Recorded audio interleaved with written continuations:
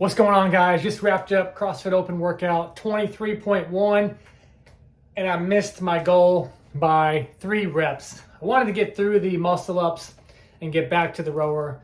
I failed 2 reps, and in this video, I'm going to give you some strategy on how to attack the workout, give you some insight of some things that I learned today, and also some of my buddies that did the workout this morning, and to give you some insight on how you can get your best score yet. 197 reps for me. I wanted 200. Never done the workout before. I started CrossFit around 2012 or so, but I wasn't aware of the open because I was doing it on myself. I think I was in the military at the time and just wasn't aware of the open, and I was doing the workouts and all that stuff. But anyway, I'm saying that to say this was my first time doing that workout, so it was my best score. Never done it before, and I am contemplating if I'll do it again. I really wanted to get those 20 reps, and just to give you some insight, I'll go over my numbers a little bit, time frame and stuff like that, and then we'll get down into breaking down a suggested warm-up, what things I would change and things of that nature. So I've got a couple different perspectives on myself and then my other friends that went, but I'm just gonna speak for me for right now. The row took me 3 minutes. To give you some time frame work, row took me 3 minutes, toe to bar 2.5 minutes, wall balls 2 minutes, cleans 3 minutes, rings 3 minutes. So I had the majority of my time on row, clean, and ring. So when I'm asking myself where can I make up time, I had to do 3 more reps, so I probably needed about 30 seconds.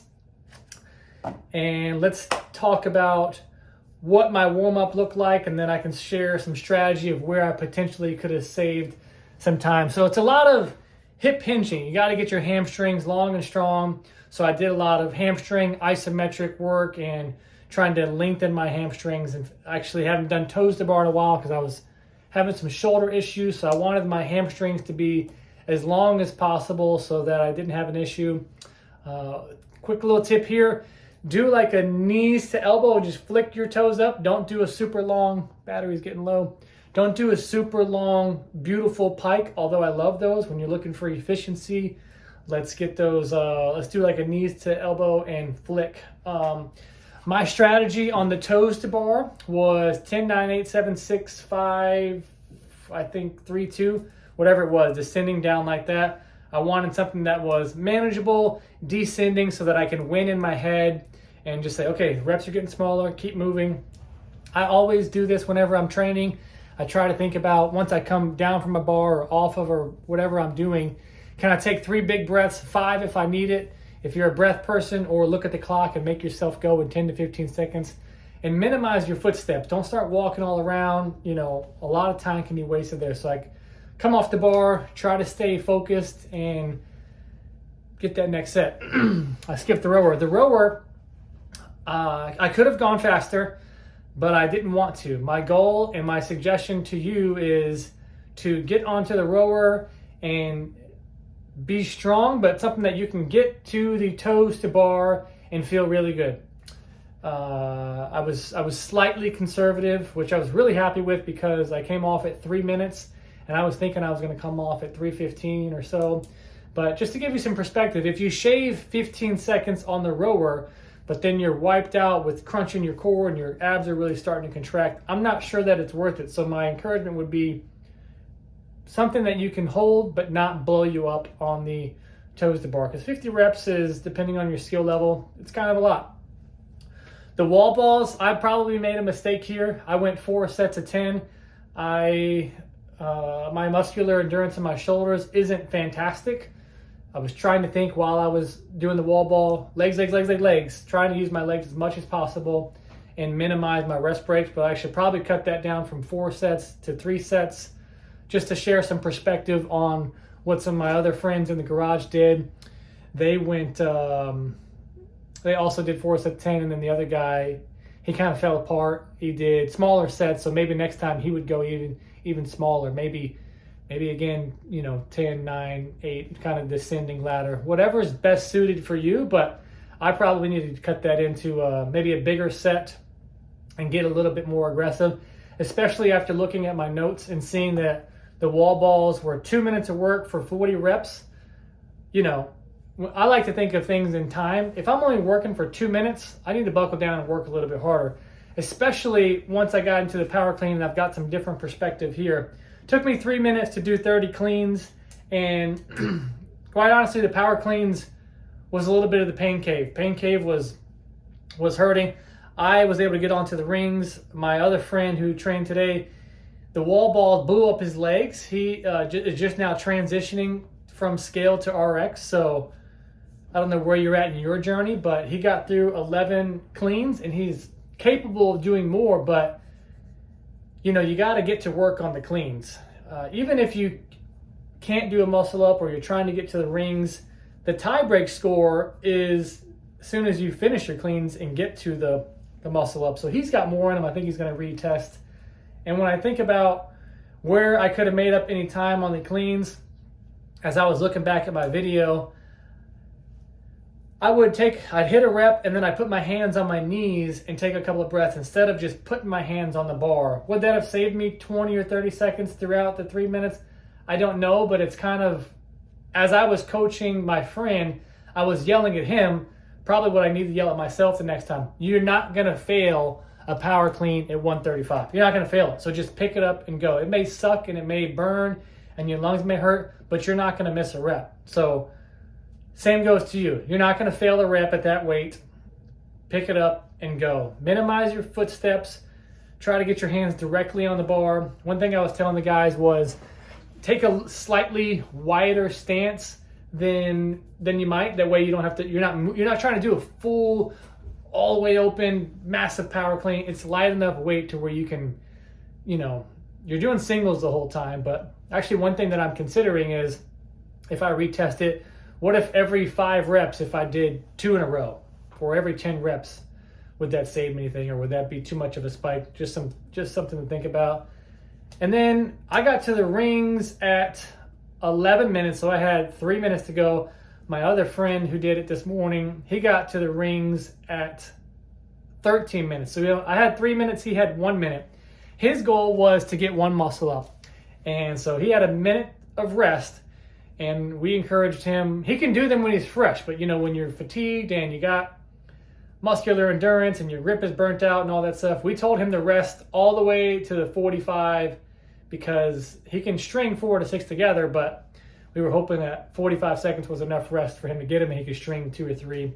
But he missed it, and then he tried again at 53 seconds and he missed it again. So if he waited till 53 seconds, would he have gotten one?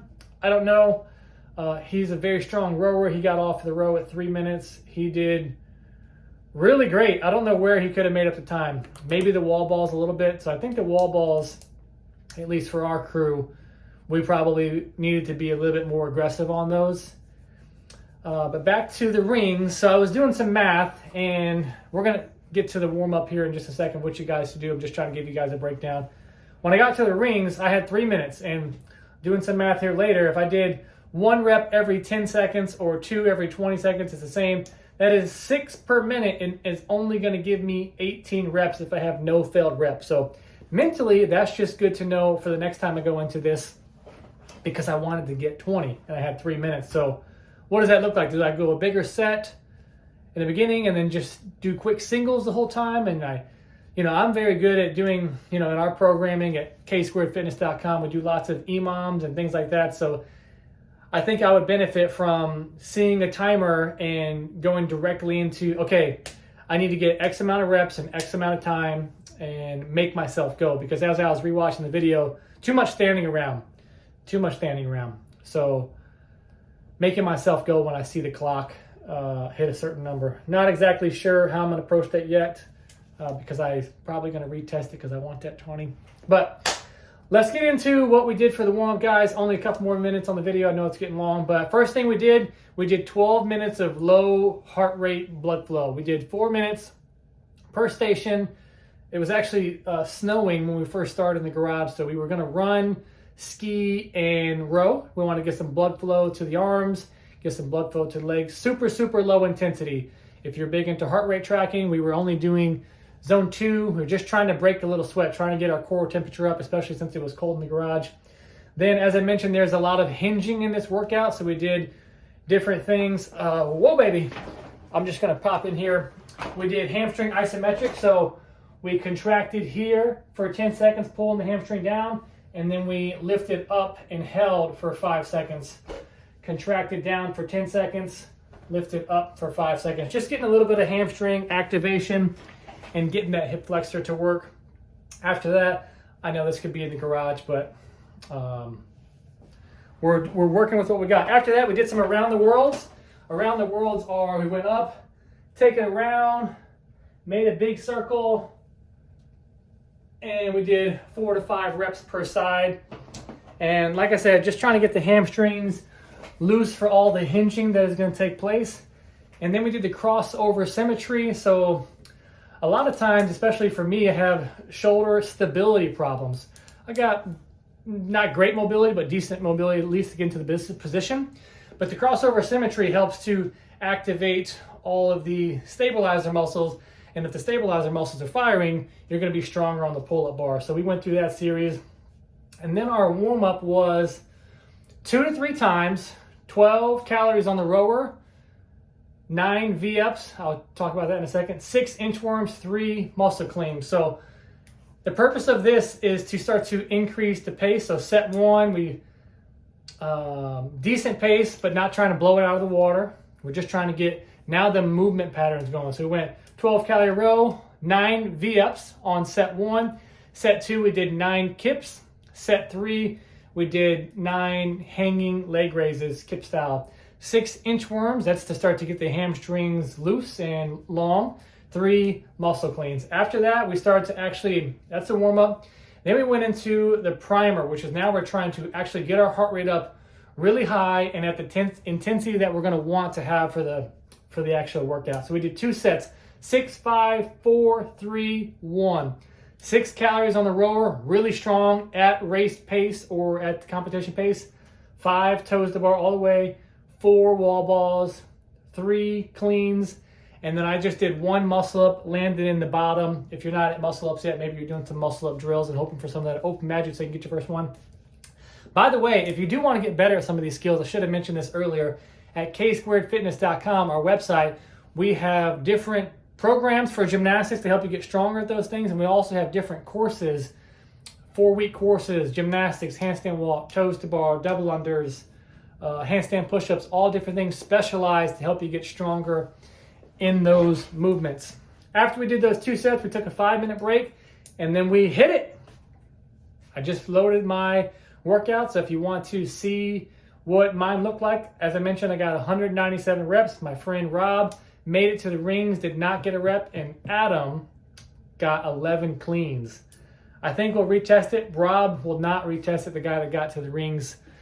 I don't know if it's just tough. Like I said, the wall ball, I think that you just got to be tougher there. It's easy. You're not going to miss that, but I think we need to work harder there. Everything else, overall, I'm really happy with that. Hope this was insightful to you. And if you have any other questions, drop them down in the comments below. If you want some video links to some of the stuff that I said, I created a blog post, and in the blog post, I have tons of videos, including our ring muscle up playlist, some tips on toes to bar. I did a full breakdown on what to do. Remember why you're doing this? It's the goal is not to get a good workout, guys. It is to challenge yourself. So if you can't do muscle ups or you can't do pull ups, you're doing the scaled version, that is okay. You want to challenge yourself. You're trying to test yourself. In your training, you can get better at those things. You guys keep training hard. If you got any questions, put them in the comments below. If you're new around here, be sure to subscribe, like this video. Catch you in the next one.